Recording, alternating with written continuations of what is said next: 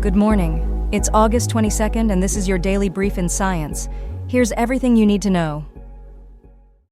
A remarkable discovery has emerged from NASA's Backyard World's Planet 9 project, where citizen scientists have identified a fast-moving celestial object named J1249. This object is traveling at an astonishing speed of 1 million miles per hour, approximately 0.1% the speed of light, distinguishing it from typical stars.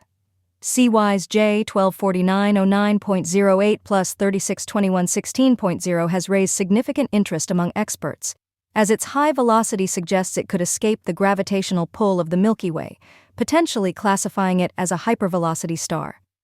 Initial observations indicate that this object has very low metal content compared to other stars and brown dwarfs, hinting that it may be one of the earliest formed objects in our galaxy. Further analysis from the W.M. Keck Observatory has confirmed that J1249 contains significantly less iron and metals than typical stars, reinforcing the notion of its ancient origin. Researchers are currently seeking a chemical fingerprint from J1249 to trace its origins and understand its peculiar trajectory away from the Milky Way. Theories regarding its origins suggest that it may have been ejected from a binary system involving a white dwarf or expelled from a globular cluster due to interactions with a black hole. If confirmed, J1249 would be the first known hypervelocity very low-mass star, raising questions about its classification as either a low-mass star or a brown dwarf. Despite being approximately 27,306 times the size of Earth, its low mass complicates efforts to determine its exact nature. This discovery underscores the potential of citizen science, showcasing how volunteers can contribute to significant astronomical findings through projects like Backyard Worlds, which utilized images from NASA's Wide Field Infrared Explorer mission. NASA has confirmed the discovery of J1249 using various ground-based telescopes, validating the contributions of the citizen scientists involved. A recent study funded by the National Institutes of Health has brought attention to long COVID symptoms in children and teenagers, aiming to improve diagnosis and care for this vulnerable demographic. Co-led by Dr. Rachel Gross from NYU Grossman School of Medicine, the research surveyed caregivers of over 5,000 U.S. children, uncovering significant health challenges faced by young patients. Among school-age children aged 6 to 11 with long COVID, common symptoms included headaches reported by 57%, memory and focus issues at 44%, and abdominal pain at 43%. This research validates the experiences of children who often encounter skepticism regarding their symptoms, which can hinder their access to necessary treatment. The study revealed that 45% of infected school-age children and 39% of infected adolescents reported persistent symptoms, contrasting with lower rates among their uninfected peers. Experts like Dr. Gross stress that chronic illness in childhood can lead to long-term health implications, emphasizing the urgency of addressing this public health crisis. Despite some criticisms of the Recover initiative's pace, the pediatric research team has received praise for their responsiveness to families and patient representatives. Participants like Gabby have found support through medical and cognitive testing, although she continues to struggle with fatigue and requires adjustments to her school schedule. Similarly, Rose faced numerous emergency room visits and hospitalizations before obtaining specialized care, highlighting the necessity for multidisciplinary teams to support long COVID patients. Published in JAMA Psychiatry, this study analyzed data from a large cohort and underscored the need for further research to understand the neurobiological impacts of long COVID. Future research will target younger children, particularly those aged birth to 5 years, to better identify mechanisms and develop targeted treatments. Additionally, the findings suggest that vaccinated individuals did not experience an increased incidence of depression compared to their pre-infection rates, indicating the potential protective effects of vaccination. Recent findings from India's Chandrayaan-3 mission have provided compelling evidence that the Moon's south pole was once covered by a vast ocean of liquid molten rock. This discovery supports the lunar magma ocean theory, which posits that the Moon formed from debris resulting from a significant impact on early Earth, leading to a molten state before it solidified. The Vikram lander of Chandrayaan-3 successfully touched down on August 23, 2023, deploying the Pragyan rover to collect data over a 10-day period.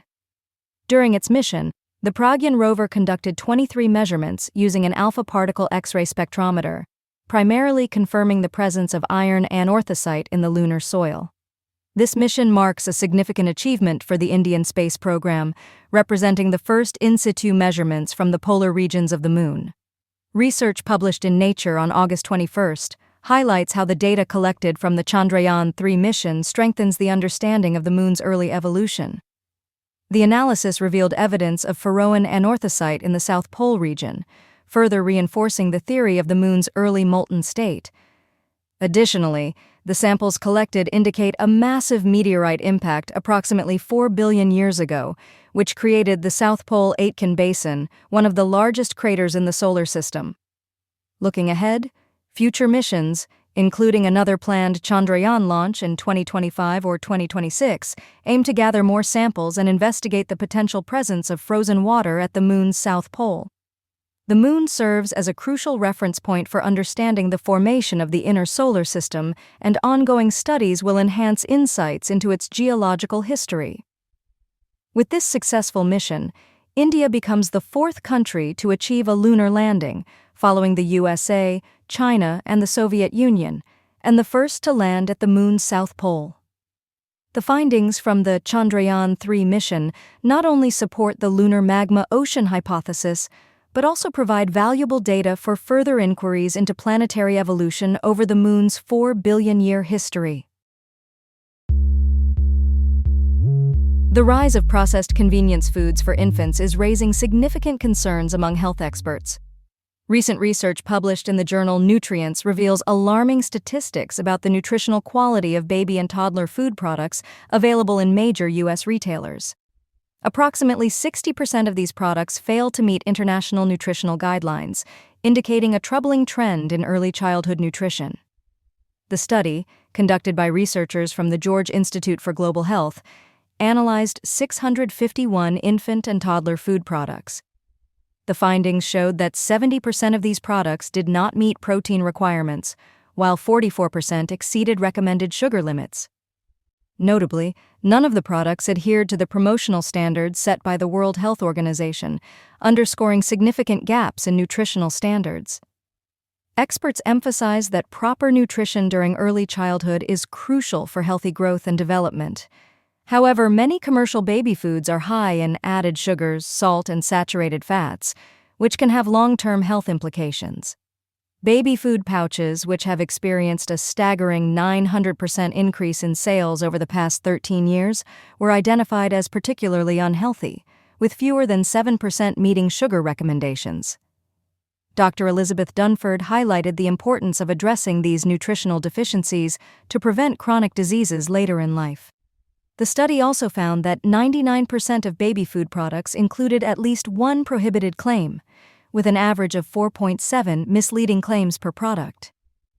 Dr. Daisy Coyle pointed out that misleading product names often do not reflect actual ingredients, contributing to consumer deception. These findings serve as a wake-up call for policymakers, urging them to consider stricter regulations that limit added sugars and address misleading promotional claims. The rising trend of processed convenience foods for young children is concerning, as it may contribute to chronic health issues in the future. A recent study published in the journal PLOS One has unveiled a fascinating hunting technique employed by prehistoric hunters, particularly the Clovis people who roamed the Earth around 13,000 years ago. This research proposes that instead of throwing spears, these early humans may have used sharp stone points as planted pikes to hunt large animals like mammoths and giant bison. Dr. Scott Byram from the University of California, Berkeley, highlighted that utilizing planted pikes could generate significantly more force than the act of throwing spears. The study's findings suggest that wedging the spear into the ground would inflict greater damage on prey, making it a more effective strategy against aggressive megafauna. Experiments conducted by the research team demonstrated that this pike technique could harness the mass and speed of charging animals, delivering over 10 times greater force than a standard spear thrust. This approach not only increased hunting efficiency, but also reduced the reliance on physical strength, allowing both adults and juveniles to hunt large animals like mammoths. The engineered design of clovis points is noted to act similarly to modern hollow-point bullets, capable of inflicting serious injuries on large prehistoric animals. Thousands of these points have been discovered across the United States, with some even found embedded in mammoth remains, underscoring their historical significance. The study emphasizes the importance of considering the entire engineered system of the weapon, including often overlooked wooden shafts and other materials. This research challenges previous beliefs that ancient humans primarily used long weapons as projectiles, suggesting a more sophisticated approach to hunting practices. Additionally, it highlights the necessity for a multidisciplinary approach in archaeology, as understanding prehistoric weaponry requires insights from various fields. This new perspective on hunting practices may reshape our understanding of human interactions with megafauna during the Ice Age. Future experiments are planned to simulate impacts with a replica mammoth to further investigate the effectiveness of pike-like usage of clovis points. This has been your Daily Brief in Science. To read more about these stories, follow the links in the episode bio. You can also subscribe to these updates via email at www.brief.news. For more daily podcasts about the topics you love, visit brief.news/podcasts. Tune in tomorrow. We'll be back with everything you need to know.